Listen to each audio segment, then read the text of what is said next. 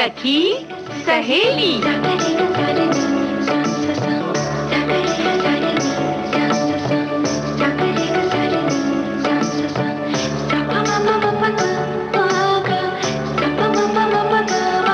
सखी सहेली।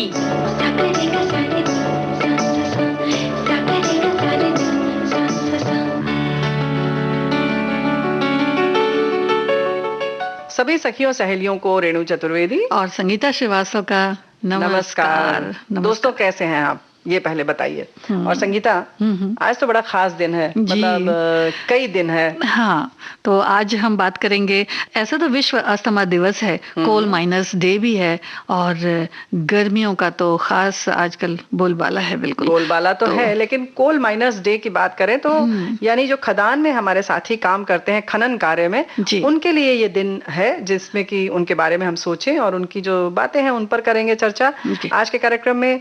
आज करियर की भी तो बात करेंगे ना संगीता? जी बिल्कुल। लैंग्वेज ट्रांसलेटर कैसे बन सकते हैं आप, तो उस बारे में भी बताएंगे अपनी सखियों को। और साथ ही साथ हम बात करेंगे घुड़सवार साइमा सैयद जी की। जी, सखी विशेष में हम हाजिर हैं लेकर घुड़सवार साइमा सैयद को। आज तुमने जैसे कहा कि विश्व अस्थमा दिवस है, तो अस्थमा जो है ये सभी को पता है कि फेफड़े से संबंधित समस्या है। संगीता देखो, मई महीने के पहले मंगलवार को पूरे विश्व में ये दिवस मनाया जाता है। और अस्थमा की बात आई तो जाहिर है कि लोगों में इसकी जागरूकता हो कि ये कैसे फैलता है और इसके लिए कैसे हम सावधानी रखें, इन सब के प्रति लोगों को जागरूक करना इस दिवस को मनाने का उद्देश्य होता है। और जैसे कि हमने कहा ना कि फेफड़े से संबंधित ये बीमारी है, तो पर्यावरण से जुड़ी हुई ये समस्या है जी, क्योंकि हमेशा ध्यान जाता है सीधे पर्यावरण पे कि अगर पर्यावरण ठीक है रेणु जी, तो हम लोगों का स्वास्थ्य भी बहुत अच्छा रहेगा और फेफड़े तो जाहिर है कि ज्यादा स्वस्थ रहेंगे। जी, और इसी वजह से मॉर्निंग वॉक भी लोग करते हैं, व्यायाम भी करते हैं, तो ये फेफड़ों की बीमारियों से ही दूर रहने के ये सारे उपाय हैं हम लोग करते हैं। तो पर्यावरण के प्रदूषण के प्रति भी ये दिन कह सकते हैं कि एक तरह से जागरूकता का ही दिन है, क्योंकि अगर पर्यावरण ठीक नहीं है तो हमें अस्थमा या फेफड़ों से जुड़ी हुई बीमारियां जो हैं वो हो सकती हैं। जी, और अस्थमा उसी से जुड़ी हुई है, और पर्यावरण में वायु मार्ग से जुड़ी ये बीमारी है। इसमें श्वास नलिकाओं में हमारी जो श्वसन नलिकाएं हैं उसमें सूजन हो जाती है या सिकुड़ जाती हैं, तो हमारे सांस लेने में तकलीफ होती है, कसाव सा हो जाता है। और इसके साथ साथ जाहिर है कि जब सांस लेने में तकलीफ होगी तो हमें घबराहट होगी, और एक तरह से कहें कि सीने में जकड़न सी लगने लगती है कि हमें पूरी तरह से हमें प्राणवायु नहीं मिल रही है। क्योंकि उसमें जब कसाव हो जाता है अपनी श्वसन नलिकाओं में, तो उससे ये होता होगा कि उसमें जो जितनी जगह होनी चाहिए सांस के आने जाने की, तो उतनी नहीं रह पाती है, तो इस वजह से सांस लेने में घबराहट हो सकती है, सीने में जकड़न हो सकती है। और एक चीज और है रेणु जी कि जब इस तरह से दमे का एक तरह से कह सकते हैं या अस्थमा का असर होता है, तो बहुत मात्रा में कफ भी बनता है शरीर में। हाँ, तो उससे भी काफी परेशानियां होती हैं। छोटे बच्चों में इस बीमारी की वजह से बहुत बार उनका स्वास्थ्य गिर जाता है। और एक बात और है इसमें कि अगर छोटे बच्चों को ये प्रॉब्लम है, ये दिक्कत है दमा की, अस्थमा की, तो ये हमेशा बार बार कह सकते हैं कि मुझे तो ऐसा लगता है कि 15 दिन 20 दिन में ये हो ही जाता है एक बार। मतलब इस तरह से उसके संक्रमण में जकड़ जाते हैं बच्चे। और वो अगर बात तो है ही, बच्चों में हो ही जाता है, नाजुक होते हैं बच्चे। लेकिन अगर अस्थमा है तो ऐसा देखा गया है सामान्य तौर पर कि जब दोनों समय मौसम बदलता है, मार्च अप्रैल के समय हम सर्दियों से गर्मी की ओर आते हैं, और ऐसे ही जब गर्मी के बाद फिर सर्दियां आने लगती हैं, इन दोनों बदलते मौसम में हम जल्दी संक्रमित होते हैं, या यूं कहें कि तकलीफ बढ़ जाती है, सांस लेने में ज्यादा तकलीफ होती है और दम भरने लगता है। तो इस तरह से होता है। तो इसका आयोजन ग्लोबल इनिशिएटिव फॉर अस्थमा, और 1998 में बार्सिलोना स्पेन में पहली विश्व अस्थमा बैठक के संयोजन में 35 से अधिक देशों ने हिस्सा लिया, और प्रदूषण को नियंत्रित करने से दमा जैसी घातक और कष्टदायी तकलीफ को और इससे पीड़ित जो भी चीजें हैं उससे लोगों को, या पूरे विश्व में जो लोग हैं इससे प्रभावित, उनको सक्षम किया जा सके। इस दिशा को ध्यान में रखकर, इन बातों को ध्यान में रखकर इस दिवस को निश्चित किया गया कि मनाया जाएगा मई महीने के पहले मंगलवार को। जी। और चूंकि अस्थमा और या दमा या मुझे ऐसा लगता है ब्रोंकाइटिस भी इसी का ही एक रूप है, तो जन जागरण का काम इसलिए भी है रेणु जी कि हम ज्यादा से ज्यादा पेड़ पौधे लगाएं। तो पर्यावरण में जो असर होगा वो बहुत ही पॉजिटिव होगा। सकारात्मक, तो उससे भी काफी सुधार हो सकता है। हाँ, यानी कि अगर हमें स्वच्छ वातावरण मिलता है, शुद्ध वायु मिलती है, तो हमें सांस लेने की जो तकलीफ है वो बहुत हद तक कम हो सकती है, बस कम हो सकती है, एक सहायक के तौर पर है। लेकिन अगर आप ग्रसित हो गए हैं तो बहुत सारी चीजें हैं जिनका पहले से ख्याल रखना होगा। पर्यावरण पूरा आपके हाथ में नहीं है, लेकिन हाँ, खान पान हमारे हाथ में अवश्य है।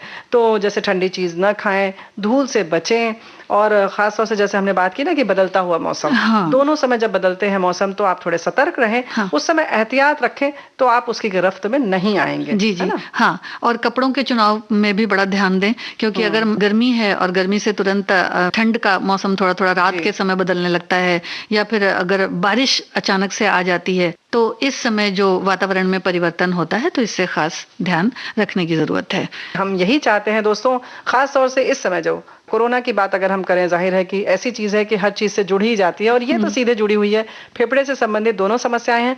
तो आप एहतियात रखिए, और इस समय तो वैसे भी हम मास्क लगा रहे हैं और शुद्ध वायु की कोशिश कर रहे हैं कि हम लें, ऑक्सीजन पर्याप्त मात्रा में मिले आप सबको, हम सबको, सभी लोग स्वस्थ रहें, इस कामना के साथ अब एक गीत सुन लेते हैं जी, इसी कामना के साथ जी।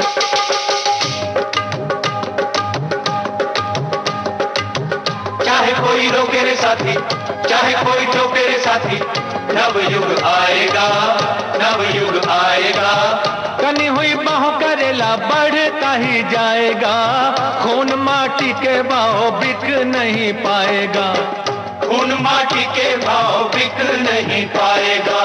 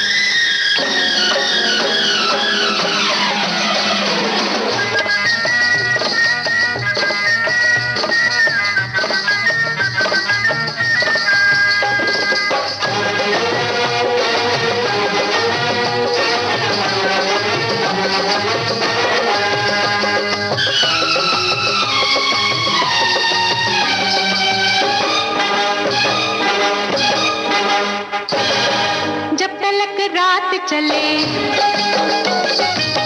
प्यार की बात चले, तेरी मेरी मेरी तेरी पलके ना झपके, रंग लहराते रहे, अंग थर्राते रहे, तप तप चेहरों से शोले सी लपके। हो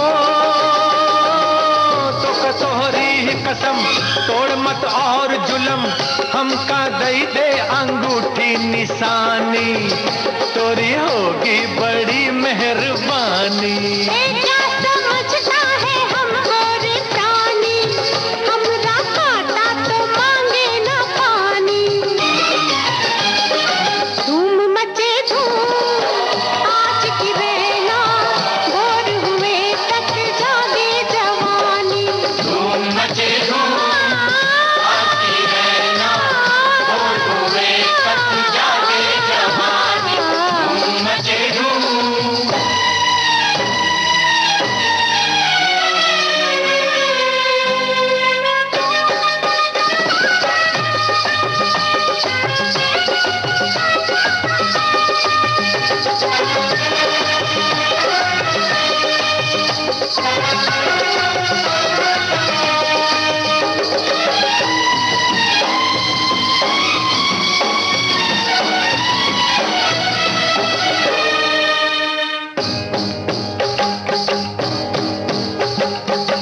मस्ती कुछ और बढ़े, नशा कुछ और चढ़े, दुख वाला ध्यान कोई आज हमें आए ना।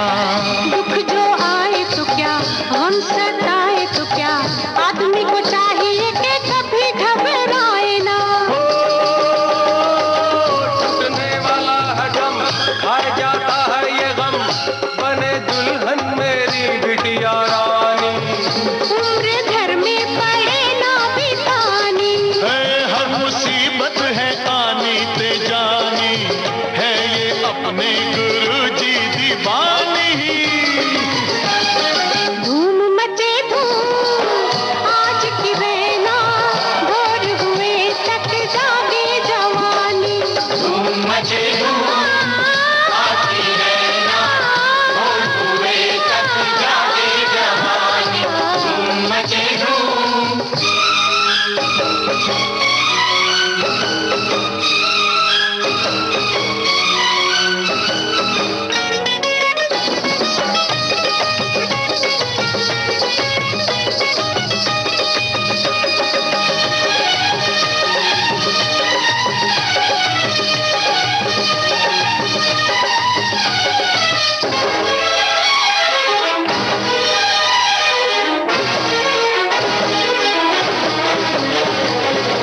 पले ना सोग जहां,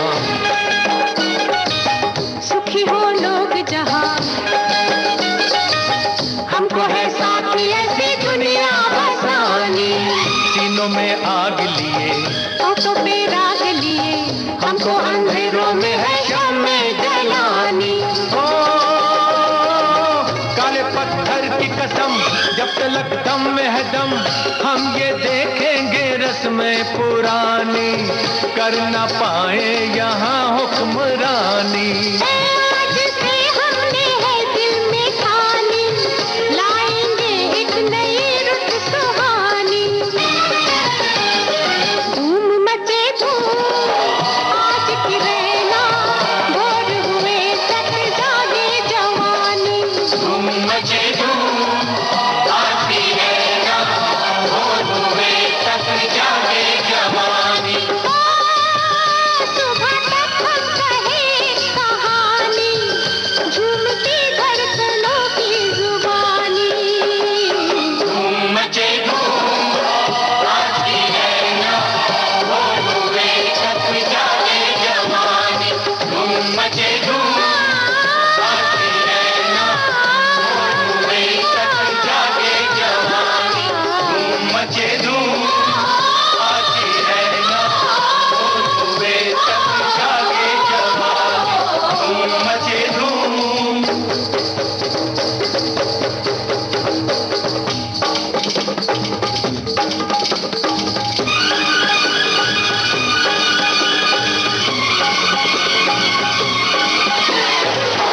मचे धूम आज की रहना, भोर हुए तक जागे जवानी। धूम मचे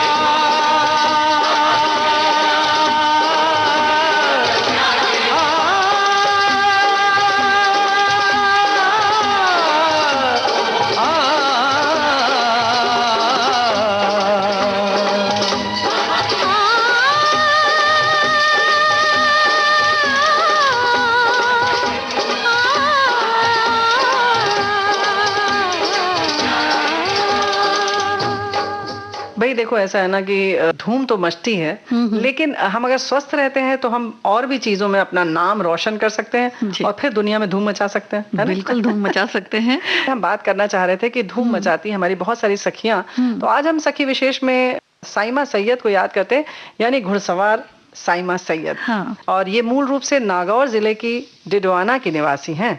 ये इक्वेस्ट्रियन फेडरेशन ऑफ इंडिया के तत्वावधान में आयोजित राष्ट्रीय प्रतियोगिता में साइमा देश की एकमात्र महिला राइडर रही हैं, जो संगीता 40 किलोमीटर में क्वालिफाई करके 60 किलोमीटर की स्पर्धा के लिए योग्यता हासिल कर सकी। जी, और 80 किलोमीटर प्रतिस्पर्धा में भी उन्होंने देखिए खिताब हासिल किया है। और पुरुषों के वर्चस्व वाला ये खेल माना जाता है रेणु जी। जी, लेकिन इनके साथ हमेशा रही इनकी घोड़ी अरावली, तो इसकी सवारी इन्होंने की और पूरा दमखम दिखाया और 7 किलोमीटर वाली प्रतिस्पर्धा में गोल्ड मेडल भी इन्होंने जीता। क्या बात है। और फिर तो लोगों का दिल भी उन्होंने जीत लिया, केवल मेडल ही नहीं जीता। और जब साइमा लास्ट लूप पूरा कर फिनिशिंग पॉइंट के करीब थोड़ा सा कहना चाहिए 500 मीटर दूर थी, तभी वहां उपस्थित देश विदेश के सैकड़ों घुड़सवारों ने और अतिथियों ने तालियां बजाकर उनका स्वागत किया और उनका उत्साहवर्धन किया। ऐसा करिश्मा करने वाली एकमात्र राइडर हैं साइमा सैयद जी, उस समय रही, यानी कि। हाँ जी जी जी। और इंडिजिनस हॉर्स ओनर्स एसोसिएशन और महाराष्ट्र एक्वेस्ट्रियन ग्रुप की मेजबानी में आयोजित जो ये प्रतियोगिता थी, उसमें 20, 40 और 60 किलोमीटर की जो प्रतिस्पर्धा थी, कई घुड़सवारों ने इसे पूरा तो किया, लेकिन 60 किलोमीटर की रेणु जी जो प्रतिस्पर्धा थी उसको सिर्फ साइमा ही पूरा कर पाई। क्या बात है। और गोल्ड मेडल के साथ साइमा को नगद पुरस्कार भी प्राप्त हुआ।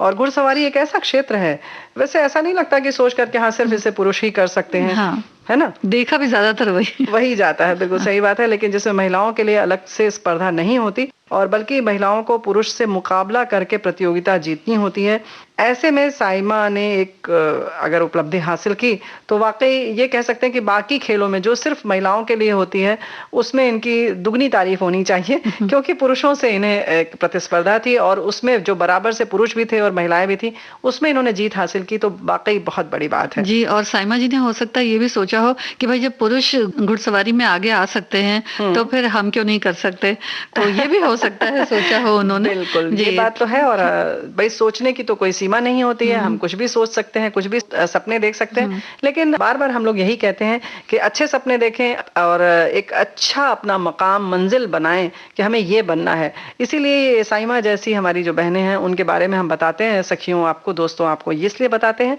ताकि आपका भी सपना उस स्तर का हो और आप सोचें कि हम कुछ ऐसा कर दिखाएं ताकि विविध भारती के या यूं कहे कि हमारे सखी सहेली कार्यक्रम में बात की जाए उनके बारे में, है ना? जी। और कुछ एक प्रशिक्षण भी उन्होंने लिया, तो इसमें काफी विशेषज्ञ भी थे जिनसे उन्होंने मार्गदर्शन लिया। वैसे वो शुरू में रेवता राम जी से घुड़सवारी सीखा करती थी और उसके बाद जाने माने घुड़सवार रहे गौरव जोशी जी से उन्होंने मार्गदर्शन लिया और उसके बाद विख्यात प्रशिक्षक करण पटेल से प्रशिक्षण प्राप्त किया और उसके बाद वो बेहतर अपना प्रदर्शन कर सकी। तो भाई देखो, ऐसा है ना कि आप तो वैसे आपको शिक्षक मिल जाए, लेकिन उसके बाद जो आपका प्रयास अभ्यास होता है ना, वो रंग लाता है ना। जो भी प्रशिक्षक उनके रहे उनसे बहुत सारे लोगों ने सीखा होगा, लेकिन नाम तो हुआ इनका ना।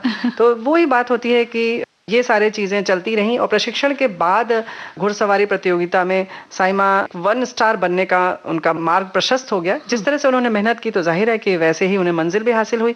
और इसके बाद जैसे प्रशिक्षण के बाद जोधपुर हॉर्स राइडिंग के क्षेत्र में साइना ने नया इतिहास रचते हुए 60 किलोमीटर तक नहीं रुकी, बल्कि 80 किलोमीटर की एक एंडोस रेस में कांस्य पदक के साथ क्वालिफाई करके 1 स्टार राइडर होने की उपलब्धि भी प्राप्त की। अब जाहिर है उन्होंने सपना देखा तो पूरा भी हुआ।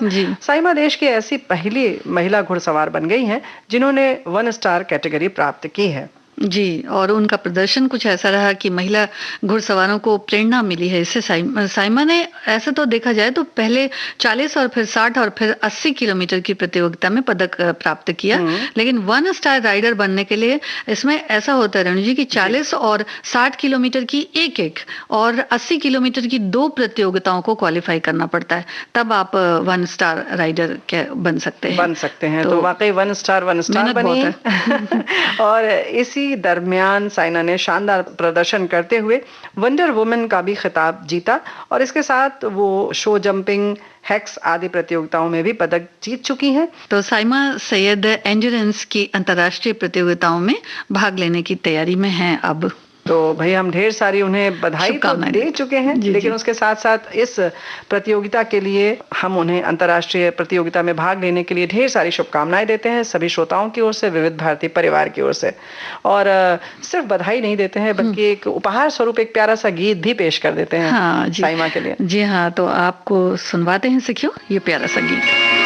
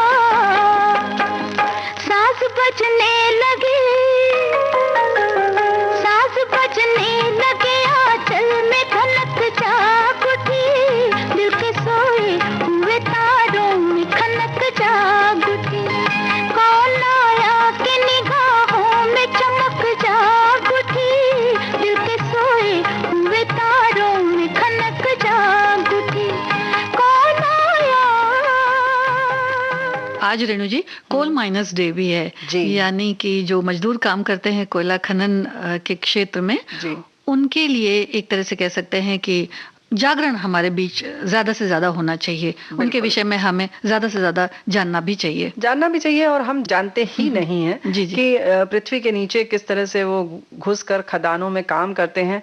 वैसे देखा जाए तो कोयला जो है हमारे लिए ईंधन का बहुत बड़ा प्राकृतिक स्रोत है। हालांकि घर घर में अगर बात करें तो अब बहुत जमाना खत्म हो गया, जब हम अंगीठी जलाया करते थे तब शायद कोयला देखते थे और पता था हमें कि कच्चा कोयला होता है, पका कोयला होता है, और उससे और चीजें बनती थी, टिक्की आती थी, है ना। उसके बहुत सारे स्वरूप हमने देखे हैं, लेकिन आज की शायद पीढ़ी को उतना नहीं मालूम है। फिर भी उन्हें पता है कि बहुत सारी जगहों पर अभी भी कोयला काम में आता है। जी, धुएं वाला इंजन भी, हाँ, भाप वाला इंजन। तो वैसे तो खाना पकाने का मुख्य स्रोत पहले था, जैसे हम बात कर रहे हैं, लेकिन इसके साथ भाई इसकी इतनी खूबियां हैं, इसीलिए इसे ब्लैक डायमंड भी कहते हैं जी। तो भाई ये काला हीरा है, यानी कि हीरे की तरह कीमती है। कहने के लिए काला है, कोयला है, लेकिन हीरा है। वैसे हमारे दोस्त जानते ही होंगे श्रोता कि हीरा भी कोयले की खदानों में ही पाया जाता है, और कोयले की खदानों में काम करने वालों को ये दिन, यानी आज 4 मई का दिन समर्पित किया जाता है, उन्हें याद किया जाता है, और उनकी जो समस्याएं कह सकते हैं या जो संघर्ष वो करते हैं कोयला निकालने के लिए, उनके बारे में हमारे में जागरूकता हो, हम समझें, और भी पीढ़ियां हमारी समझें, और भी लोग इसको जानें। तो इस दिवस के दौरान कोयला खनन से संबंधित सावधानियों के प्रति भी लोगों को जागरूक किया जाता है, ताकि ऊर्जा के सबसे बड़े स्रोत को जो हम तक पहुंचाते हैं उनकी भी जिंदगी रोशन रहे, वो खुश रहें। जी। तो कोयले की जो खदानें हैं उनके आसपास के इलाकों में वैसे तो इसके धूल के जो कण होते हैं वो उस इलाके में, खास करके जो उस इलाके का वायुमंडल होता है वहां फैल जाते हैं। तो निश्चित है कि भाई स्वास्थ्य में फर्क तो पड़ना ही पड़ना है भाई, क्योंकि फैलते नहीं है बल्कि पूरा घेरा ही बन जाता है जी।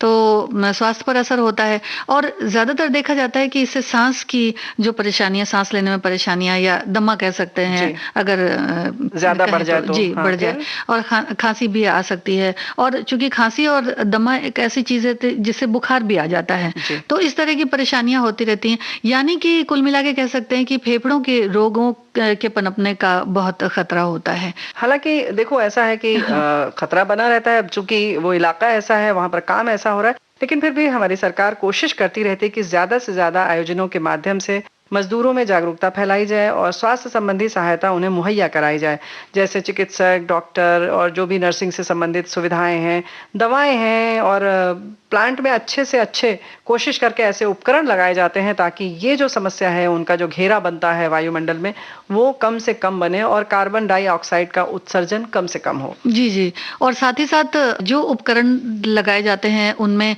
गुणवत्ता भी उसी हिसाब से देखी जाती होगी जरूर, क्योंकि अगर वो उपकरण ऐसे हैं तो अगर उनकी गुणवत्ता अच्छी रही तो वो अच्छा काम करेंगे, तो लोगों का स्वास्थ्य भी अच्छा रहेगा। ये तो हो गई उपकरणों की बात, लेकिन हम सब क्या कर सकते हैं, यानी कि उसके साथ साथ उसको सपोर्ट करने के लिए, या यूं कहें कि कार्बन डाइऑक्साइड के प्रभाव को कम करने के लिए हमारा प्रयास होना चाहिए कि हम पौधारोपण करें, अधिक से अधिक लगाएं, ताकि ऑक्सीजन का उत्सर्जन हो, तो हमें कार्बन डाइऑक्साइड के प्रभाव को हम थोड़ा सा कम कर सकते हैं। जी, क्योंकि इन इलाकों में जहां पर कोयलेरी होती है वहां धूल तो बहुत होती है, और ये बड़ी ही अलग तरह की धूल होती है कि साधारण धूल नहीं कह सकते, यानी पूरा काली काली सी धूल होती है। तो जो डस्ट इससे फैलता है या जो कण होते हैं, तो वहां पर अक्सर ये देखा जाता है कि पानी से सिंचाई की जाती है, पानी के टैंकर होते हैं, और शाम के समय जब शिफ्ट खत्म होती है तो पानी के सिंचाई की जाती है, जिससे कि वो नीचे जमीन पर बैठ जाए। यानी कि पानी का छिड़काव इस तरह से कर दिया जाता है ताकि ये जो कार्बन डाइऑक्साइड या धूल के जो कण है, धूल तो नहीं कहना चाहिए, हाँ, कोयले के जो कण है वो बैठ जाए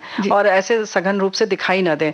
और जैसे कि उस इलाके की हम जहाँ की बात कर रहे हैं, जी, सबसे ज्यादा तो मुझे ऐसा लगता है कि पाथर्डी कोल वॉशरी में डस्ट बहुत ज्यादा होती है, क्योंकि वो एक नहीं, वो पूरा इलाका है, जैसे धनबाद और ये सारी जगह हैं। हाँ, लेकिन वो कोल वॉशरी है, तो कोल वॉशरी होने की वजह से वहां पर कोयला वॉश होता है, साफ होता है। तो साफ होने के बाद जब उसको पानी से उसकी धुलाई की जाती है तो उसके जो डस्ट होते हैं वो पूरे जैसे मिट्टी होती है ऐसे बैठ जाते हैं और बड़े इंच मोटे हो जाते हैं। देखो संगीता, ऐसा है ना कि ये जो इलाके की हम बात कर रहे हैं, यानी कि धनबाद है, झरिया में पता है कि बहुत सारी खदानें हैं, वो मतलब बिहार और झारखंड का इलाका है ना। जी। तो वहां पर जो त्योहार है, सब जानते हैं कि दुर्गा पूजा है, छठ पूजा है, और ऐसी जो होती हैं खदानें हों या जहाँ पर मशीनें उपकरण होते हैं, वहाँ विश्वकर्मा पूजा भी बड़े धूमधाम से मनाई जाती है। तो ऐसे मौके पर खास तौर से ये पानी की सिंचाई जो जैसे तुम बता रही हो वो कर दी जाती है ताकि लोग उत्साह से ये त्योहार मना सकें, है ना। और धूल कम से कम उड़ पाए जिससे चल के जाएंगे तो जी। तो भारत कोकिंग कोल लिमिटेड एक बड़ा कह सकते हैं कि कोयला उत्पादन का एक संगठन है, कह सकते हैं। तो ये बीसीसीएल धनबाद का गठन 1972 जनवरी के महीने से किया गया, जिसमें झरिया धनबाद और रानीगंज और बड़े कोल फील्ड सेक्टर्स भी आते हैं इसमें, जिनका परिचालन होता है, फिर रख रखाव होता है और कोयला खनन में किस तरह से क्रियाशीलता को और आगे बढ़ाया जा सकता है और मजदूर जब काम करें तो उनको कोई ये ना रहे, खतरा ना रहे। मजदूर जब काम करते हैं, यानी कि पहली बात तो आपने फिल्म भी देखी होगी, काला पत्थर का हमने गीत सुनवाया, तो काला पत्थर फिल्म में जैसे कि वो दिखाते हैं कि किस तरह से वो क्रेन के माध्यम से या यूं कहें लिफ्ट जैसी होती है खुली, उसके माध्यम से नीचे जाते हैं और कब वहां पर ब्लास्ट हो जाए, कब क्या आ जाए, पानी आ जाए, किस तरह से कभी भी कोई भी आपदा आ सकती है। तो उनकी सुरक्षा का पूरा ख्याल रखा जाता है और वो भी देखा होगा हाइट में किस तरह से उनके जो हेलमेट लगाते हैं उसमें भी लाइट जल रही होती है, बत्ती की व्यवस्था की जाती है, सायरन आदि लगे होते हैं, लेकिन फिर भी आपदा जब आती है, समस्या आती है तो वो कालग्रस्त तो हो ही जाते हैं। तो ये सारी चीजें हैं, कोशिश की जाती है, सरकार भी कोशिश कर रही है कि इन सारी चीजों को से उन्हें बचाया जा सके और बेहतर उन्हें जिंदगी दी जा सके। जी, और कई जगहों पर कोल माइंस हैं अपने देश में। जी, धनबाद और झारखंड की तो बात हमने की, साथ ही सोन नदी का जो कोयला का क्षेत्र है मध्य प्रदेश, यानी कि कह सकते हैं कि झारखंड, ओडिशा और छत्तीसगढ़, ये 3 ऐसी जगह हैं जो भारत में जहां कोल या कोयला कहते हैं सबसे ज्यादा उत्पादित होता है। जी बिल्कुल। तो बोकारो है, हजारीबाग है, गिरिडीह है, धनबाद, झरिया, ये सारी चीजें हैं, इन सब जगहों पर होता है। और इसके साथ साथ ये जो कहीं कोयला की वॉशिंग भी होती है, वहां शायद सबसे ज्यादा ये उड़ता है ना। हाँ जी, जहां भी इसकी वॉशिंग होती है, वॉशरी उसको नाम दे दिया गया। जी जी। और इससे जो धूल के कण उड़ते हैं उसको सैलरी कहते हैं जी। जी, तो वो मिट्टी की तरह का बिल्कुल होता है, जैसे जमीन से खोदे तो मिट्टी निकलती है, तो मिट्टी की तरह का, तो वो ज्यादा उड़ते हैं और इसी वजह से शायद पानी का छिड़काव भी ज्यादा किया जाता है। बिल्कुल। तो ये सारी चीजें हैं और हम फिर याद करें कि हमारे बहुत सारे ऐसे साथी हैं जो इस दिशा में काम कर रहे हैं, इस क्षेत्र में काम कर रहे हैं, उनकी समस्याओं को हम समझें। ठीक है, वैसे तो हम कहेंगे कि वो काम कर रहे हैं, सरकार समझे, लेकिन फिर भी हमारे तक कोई संसाधन अगर पहुंचता है तो किस किस तरह से पहुंचता है, वहां के रहने वाले और उसमें काम करने वाले किस तरह का संघर्ष कर रहे हैं, जिंदगी से जूझ रहे हैं, ये सारी जानकारी हमें होना चाहिए। क्योंकि जब हम संसाधनों का प्रयोग करते हैं संगीता ना, तभी हमें उसकी जब पता होगा कि कितनी तकलीफ से हमें ये मिला है, तो जाहिर है कि हम उसका जो अपव्यय है वो नहीं करेंगे, उसको फालतू में यूं ही नहीं बर्बाद करेंगे। जी जी। और कोयला बड़े उद्योगों में भी जाता है, जैसे इस्पात के कारखाने वगैरह हो गए, तो वहां अगर हार्डकोक वगैरह की सप्लाई नहीं हो तो वहां दिक्कत हो जाएगी। तो जो रेल की पटरियां हैं जिनमें रेलें दौड़ती हैं और हम सफर किया करते हैं, तो हमें ये भी सोचना चाहिए कि ये किस तरह से और किस हीट पर गलाई गई हैं, किस तापमान पर गलाई गई हैं, जिसमें कोल का बहुत ज्यादा उपयोग किया जाता है। तो ये तो है, ये तो हुई जानकारी की बात, लेकिन थोड़ी मनोरंजन की बात और सुनते हैं ये गीत।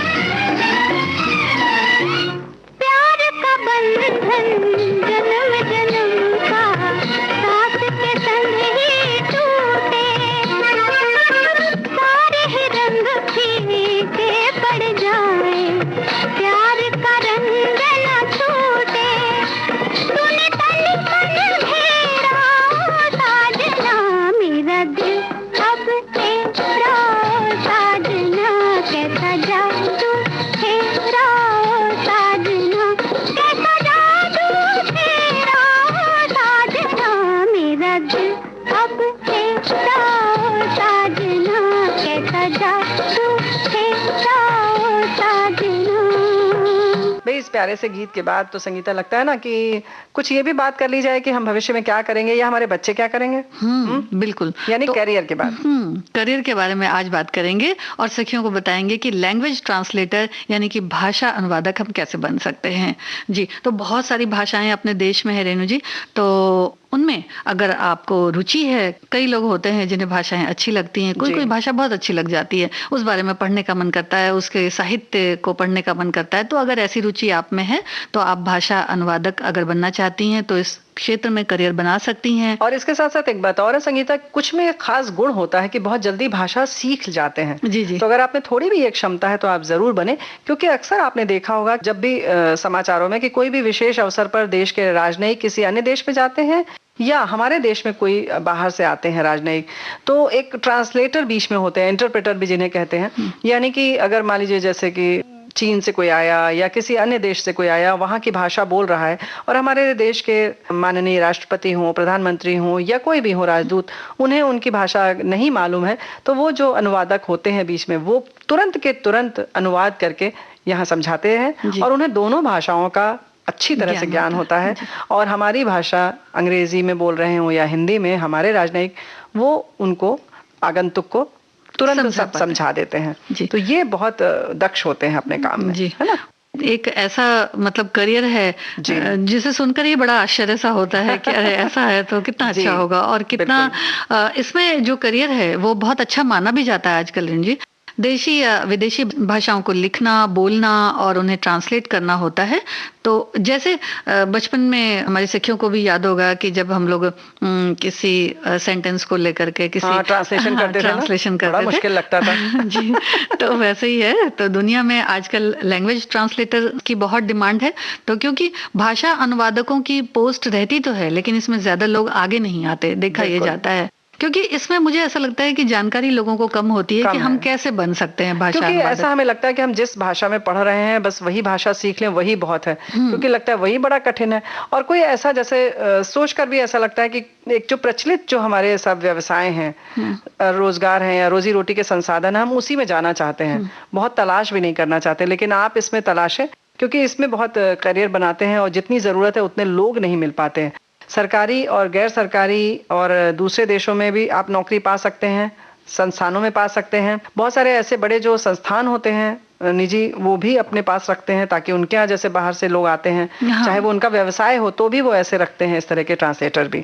तो आप उसमें भी कर सकते हैं। हिंदी अंग्रेजी तो आनी ही चाहिए, उसके साथ साथ आपकी जिस भाषा में रुचि है उस भाषा को सीखें और जाहिर है कि आपको उस भाषा में जरूर मिलेगा। जी जी, उसमें पकड़ होनी चाहिए। जी बिल्कुल जी। तो लैंग्वेज जो भी आप सीखते हैं, जो भी भाषा सीखते हैं, उसके व्याकरण का खास ध्यान रखें, क्योंकि व्याकरण से ही तो हमें लिखना आता है कि भाई सही सेंटेंस कैसे लिखे जाएंगे, सही वाक्य कैसे लिखा जाएगा, और शुद्ध उच्चारण होना चाहिए। शब्दों का आप जितना ज्यादा से ज्यादा हो सकता है तो उतना ज्ञान हासिल कर ले तो बहुत अच्छा है। बिल्कुल, यानी कि शब्दावली आपकी समृद्ध होनी चाहिए। जितनी समृद्ध होगी उतने आप समृद्ध होंगे, है ना। और भारत के प्रादेशिक क्षेत्रों की भाषाओं में भी आप काम कर सकते हैं। ऐसा नहीं है कि सिर्फ आप विदेशी भाषाएं सीखें, आप चाहे तो अन्य भाषाओं में भी, यानी हमारे देश के जो अन्य प्रदेश की भाषाएं हैं उनको भी सीखकर आप इसमें भी अनुवादक के तौर पर काम कर सकते हैं। और दूरवर्ती इलाके के जो होते हैं उनके हर पहलू को समझना पड़ता है, क्योंकि बहुत सारे लोगों को भाषाएं नहीं आती हैं। अगर किसी अन्य भाषा में, जैसे कि भाषा सीखकर अन्य देश की में आपको अनुवादक बनना चाहते हैं, तो जाहिर है कि वहाँ की आपको भाषा केवल नहीं समझनी होगी, बल्कि वहाँ का जो सामाजिक पूरा जो कह सकते हैं उनका जो तौर तरीका है, खान पान है, वो सब आना ही चाहिए, सीखना पड़ता है। उसके साथ साथ संगीता एक बात और है, केवल भाषा समझ लेने से नहीं होता है, हमें इतिहास और उनके जो भी सांस्कृतिक चीजें हैं उनको भी समझना पड़ता है ना। यानी कि पूरी तरह से उस भाषा को, उस क्षेत्र को, अगर आपको भाषा पसंद है और आप उसमें अनुवादक बनना चाहते हैं तो पूरी तरह से उसमें ढाल लें अच्छी तरह से अपने आप को। जी, तो बहुत सारी भाषाएं हैं, फ्रेंच है, चाइनीज है, या चीनी भाषा भी जिन्हें कहते हैं, जर्मन, स्पेनिश और जापानीज, अरबी, कोरियन, फारसी, रशियन, ये बहुत सारी, जैसा है कि जाहिर है कि जैसे देश है वैसे ही भाषाएं हैं। और अगर हम अपने देश की बात करें तो गुजराती, बंगाली, कन्नड़, मलयालम, तमिल, उर्दू, पंजाबी, है ना, तेलुगु, हिंदी, मराठी, उड़िया, असमिया, इन भाषाओं का बहुत अच्छा, इसमें आप करियर बना सकते हैं, ट्रांसलेटर बन सकते हैं। और किसी कंपनी से संबंधित किसी राज्य में जब इकाई लगाई जाती है तो उसे जमीनी स्तर पर उसमें काम करने के लिए स्थानीय भाषाएं जानने वालों को नौकरी भी वहां मिलती है, प्राथमिकता उनको दी जाती है, क्योंकि उन्हें वहां के स्थानीय लोगों से बातचीत करनी होती है, तो उन्हें भी सहज रहे और जिनसे बातचीत करनी है उसको भी आसानी रहे, उस भाषा को समझने वाले से अगर वो बात करते हैं तो उन्हें अच्छा लगता है। जी जी। और कहीं कहीं तो ऐसा भी है रणजी कि सीखना अनिवार्य भी होता है कि आपको एक कम से कम विदेशी भाषा आनी चाहिए, या आप जिस प्रदेश में काम कर रहे हैं उस प्रदेश की भाषा आपको आनी ही चाहिए, ये भी अनिवार्य होता है। जी, क्योंकि वहाँ ज्यादातर लोग वही बोलते हैं, तो जिससे जो कम्युनिकेशन है, जो आपसी बातचीत है, वो ठीक तरह से एक दूसरे को आदान प्रदान की जा सके। और विदेशी भाषाओं को सीखने के लिए के बाद, जैसे जर्मन है, फ्रेंच है, स्पेनिश है, तो इनको सीखने के बाद आपको भाषाओं में सर्टिफिकेट हासिल करने होते हैं, यानी कि इन भाषाओं में ग्रेजुएशन भी किया जा सकता है, स्नातक हो सकते हैं आप। स्नातक होंगे तभी आपको किसी अच्छी कंपनी में अच्छी वेतन वाली नौकरी मिल सकती है। टॉप लेवल जो इंटरप्रेटर होते हैं, ट्रांसलेटर होते हैं, उन्हें मल्टीनेशनल कंपनी में अच्छी पगार मिलती है। तो जाहिर है कि फिर बात वही होती है कि किस स्तर की आपकी पढ़ाई है, किस स्तर की आपकी तैयारी है, वैसे ही मिलता है। और इसके साथ साथ एक बात और कहना चाहते हैं, सिर्फ भाषा और हमने जैसे बात कही कि उनका इतिहास या उनका सब कल्चर समझने के अलावा सब समझना बहुत जरूरी इसलिए भी है कि आप खुद समझिए कि अगर हम बात करते हैं कि ये दवा जो है वो रामबाण है, तो रामबाण अगर आप किसी उस भाषा के, अगर हमारी हिंदी भाषा के शब्दकोश में कोई ढूंढेगा तो उसको हिंदी उसकी नहीं समझ में आएगी जब तक कि उसे पूरा इतिहास न पता हो। या जैसे कि प्रतिज्ञा की बात आती है, तो उन्होंने बताया जैसे कि ना कि भीष्म प्रतिज्ञा, तो अब भीष्म प्रतिज्ञा क्या है, तो उसके लिए भीष्म पितामह का पूरा इतिहास उनको समझना पड़ेगा कि उन्होंने कैसे प्रतिज्ञा ली थी, उसको कहीं ऐसे नहीं मिल पाएगा, है ना। तो वो समझने के लिए क्या होता है कि आपको पूरा इतिहास समझना पड़ता है। अच्छा होता है अगर आप समझ लेते हैं तो जाहिर है कि उतना दखल आपका होता है ना। और भाषा के क्षेत्र में अपना करियर बनाना अपने आप में बड़ा ही रोचक भी होता है कि अच्छी चुनौतीपूर्ण तो है लेकिन रोचक भी है। बिल्कुल सही बात है। अच्छी भाषाएं सीखने को भी मिलती है और बड़ी बड़ी जगहों में घूमने को भी मिलता है, अनुवाद भी करने को मिलता है। तो घूमने को मिलता तो है, लेकिन कितने दिन की मेहनत के बाद, ये बताओ। जी बिल्कुल, मेहनत तो है ही है। 6 माह से लेकर 18 माह तक का कोर्स होता है, जो अलग यानी कि इतनी मेहनत अगर हम करेंगे, बेसिक जो है, मतलब बिल्कुल मूल रूप से इतनी तो करनी ही पड़ेगी आपको, है ना। इतना कोर्स कर लेंगे उसके बाद तो चाहे जितना पढ़े, है ना। जी। और Indira Gandhi national open university से भी आप भाषा में महारत हासिल कर सकते हैं। हाँ, स्नातक बन सकते हैं। बनारस हिंदू विश्वविद्यालय भी है, और लैग्मा स्कूल ऑफ, यानी कि ये स्कूल जो है वो नई दिल्ली में है, लैग्मा स्कूल ऑफ लैंग्वेजेस। और बहुत सारी वेबसाइट हैं, उस पर जाकर आप जानकारी हासिल कर सकते हैं। और बहुत सारे और भी संस्थान चलते रहते हैं स्थानीय तौर पर, और अच्छे होते हैं, जो कि प्रदेश के होते हैं अपने। राज्य सरकारें भी इस तरीके की भाषा के कोर्स करवाती रहती हैं, तो उनसे भी आप सीख सकते हैं। इस तरह से शैक्षिक और लैंग्वेज प्रमाण पत्र के बाद आप भारत सरकार के विदेश मंत्रालय अथवा एम्बेसी में भी लैंग्वेज ट्रांसलेटर जॉब कर सकते हैं। तो वाकई बड़ी एक सम्मानित आपको पद मिलता है, और आपको इस तरह से लोगों के बीच में रहना सीखने को मिलता है। आप जैसे तुमने कहा कि हम अगर विदेश में जा रहे हैं तो अलग अलग देशों को घूमने का, या हम अगर अपने देश में हैं तो अलग अलग प्रदेशों में घूमकर हम एक नए अपने कल्चर को, खान पान को, रहन सहन को समझ सकते हैं। जी जी, इससे दोनों ही बातें हो जाएंगी। देश की संस्कृति और कल्चर वहां पहुंच जाएगा, और वहां का हम सीख जाएंगे। बिल्कुल, ये तो बहुत अच्छी बात है, आदान प्रदान की बात है। और इसके साथ साथ भाई आप तो समझ गए कि ये जो करियर की बात है, इसमें काफी मजा है। लेकिन मजा तो एक गीत सुनने पर भी आता है।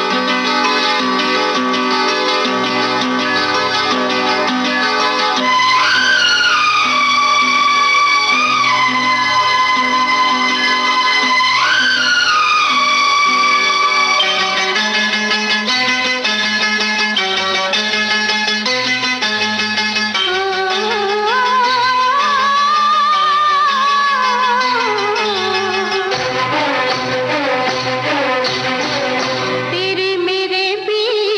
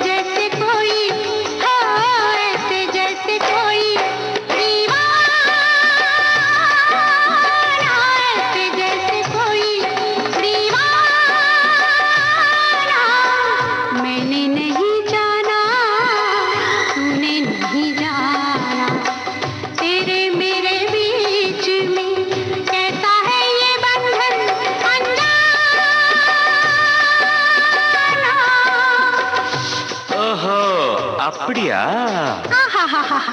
जैसे सब समझ गया।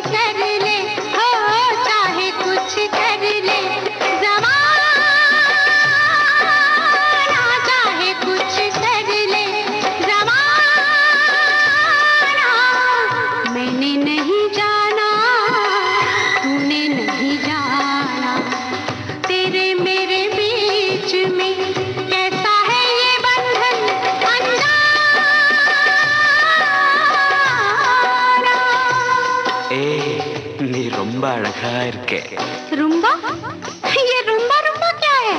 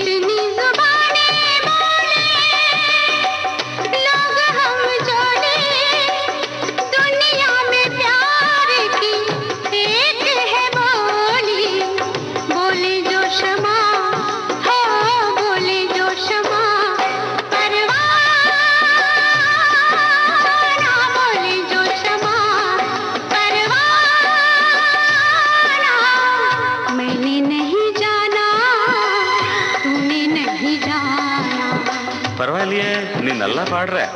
क्या? तुम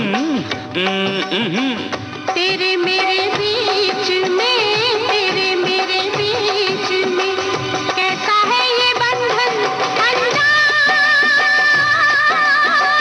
कैसा है ये बंधन अनजाना, कैसा है ये बंधन अनजाना।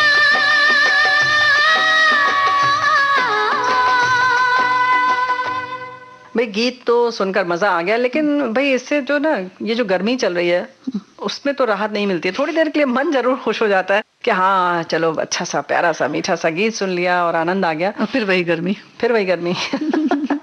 तो भाई इसके लिए थोड़ा सा खान पान जो है ना उस पर अगर हम ख्याल रखें, थोड़ी अपनी दिनचर्या को एक बार फिर से देखें कि हम क्या कर रहे हैं और हमें क्या करना चाहिए, तो हमें लगता है बहुत हद तक हम स्वस्थ रहेंगे, स्वस्थ भी रहेंगे, खुश भी रहेंगे। खुश भी रहेंगे। तो कैसे रहेंगे जी, तो गर्मी में सुस्ती भगाने का जो एक अच्छा सा तरीका है वो है कि आप अच्छे अच्छे गीत भी सुने, साथ ही साथ अच्छी अच्छी कहानियां भी पढ़ें, अच्छा, और थोड़ा सा सुबह शाम घूमे भी, टहले भी। और गर्मियां आ गई हैं और कहीं कहीं तो बहुत ज्यादा गर्मी भी हो रही है रेणु जी, तो साथ ही साथ हमें ये भी देखना है कि अब हमारी दिनचर्या क्या है जिससे हम गर्मियों में ठीक तरह से अपने स्वास्थ्य को रख सकें। और जैसा कि हम हमेशा बात भी करते हैं कि खान पान भी बहुत जरूरी है, और साथ ही साथ दिनचर्या कुछ ऐसी होनी चाहिए कि समय का नियोजन भी कर लें आप अच्छी तरह से।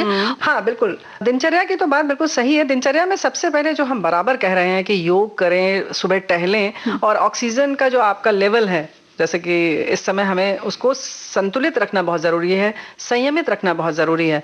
तो आप बराबर देखते रहें कि आपका ऑक्सीजन लेवल बराबर रहे, यानी ऑक्सीजन की मात्रा ठीक रहे। तो इसके लिए संगीता बेहतर नहीं है कि हम सुबह जहाँ पर खूब ढेर सारे पेड़ पौधे हैं लेकिन सामाजिक दूरी का ख्याल रखते हुए टहलने जाएं, नहीं तो आप घर में भी खिड़की के पास खड़े होकर ऐसी दिशा में जहाँ थोड़ी दूर तक खुला हो आप खूब गहरी गहरी सांसें लें, है ना। तो ये जरूर करें क्योंकि इस समय जीवन रक्षक ये सारी चीजें हैं। और इसके साथ साथ थोड़ा बहुत घर में टहल लें अगर आपको बाहर आसपास कोई ऐसी जगह नहीं है, है ना।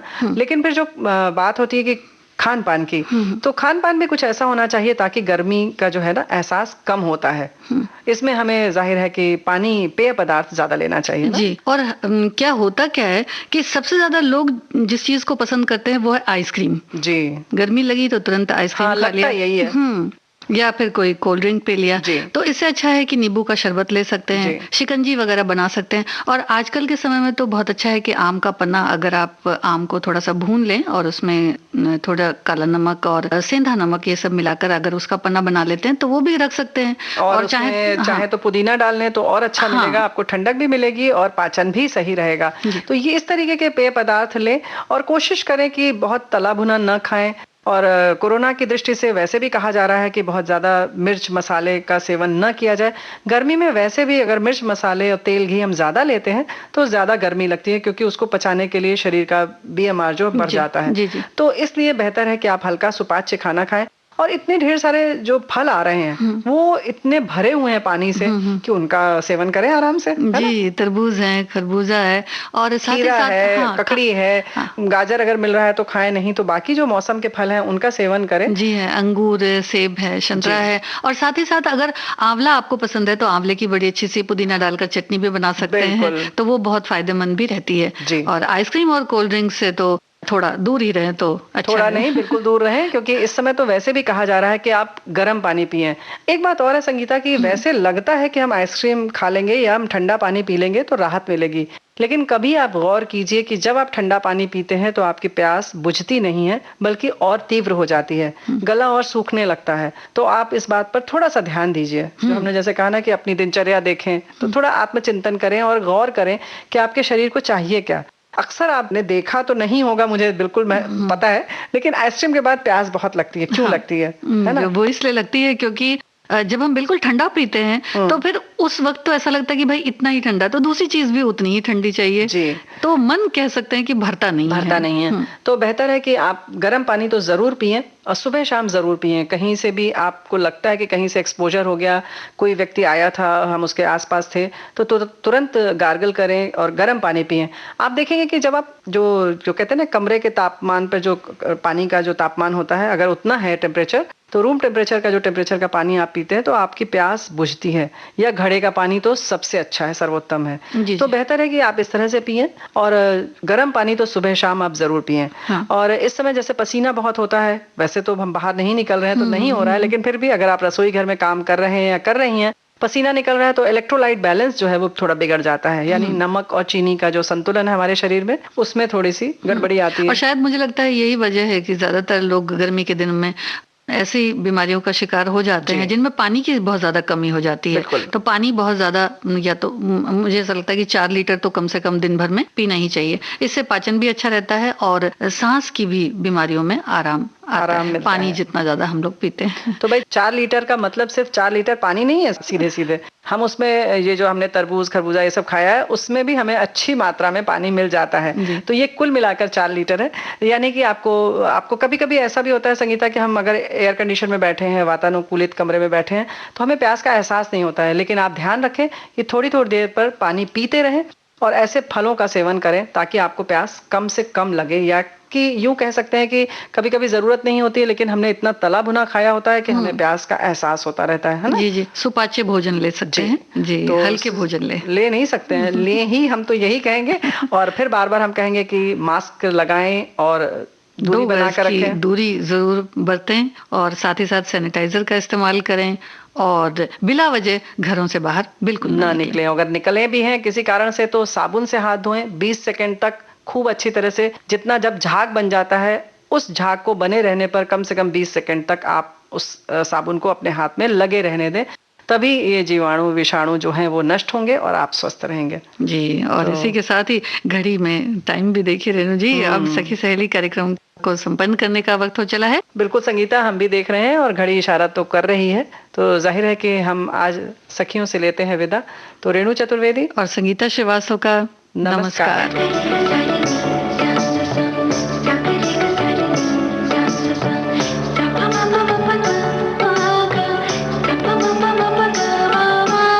सखी सहेली।